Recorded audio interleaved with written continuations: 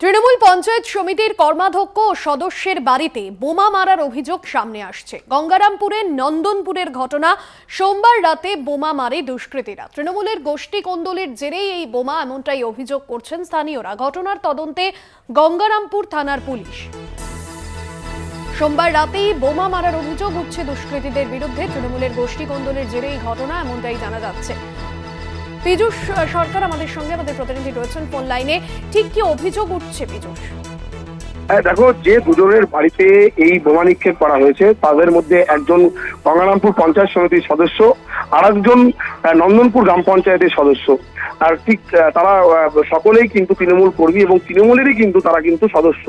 এবং তার বাড়িতে এমন ঘটনা ঘটায় কিন্তু রীতিমতো কিন্তু গোষ্ঠী কন্দলের কথা কিন্তু উঠে আসছে। মূলত এই গ্রাম পঞ্চায়েত থেকেই কিছু সংখ্যক ভোট কিন্তু লিড পেয়েছিল তৃণমূল কংগ্রেস। কিন্তু তারপরেও এই গ্রাম পঞ্চায়েতের এই যে পঞ্চায়েত সমিতির সদস্য এবং গ্রাম পঞ্চায়েতের সদস্য, তাদের বাড়িতে বোমা নিক্ষেপ করা হয়। মূলত বোমা নিক্ষেপ করার পর তাদের বাড়ির যারা মহিলা রয়েছেন বা শিশুরা রয়েছেন তারা কিন্তু প্রায় আতঙ্কিত হয়ে রয়েছেন।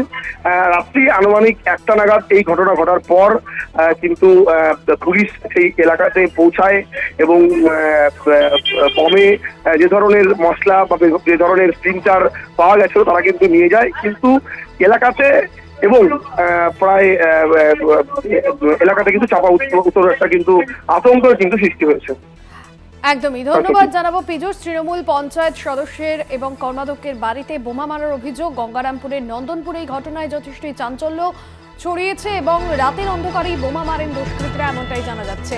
যদিও বিরোধীদের তরফে দাবি করা হচ্ছে যে তৃণমূলের গোষ্ঠী কোন্দলের জেরেই এ ধরনের ঘটনা ঘটেছে, এমনটাই অভিযোগ আনছেন বিরোধী শিবির। পঞ্চায়েত সমিতির কর্মাধ্যক্ষ সদস্যের বাড়িতে বোমা মারার অভিযোগ।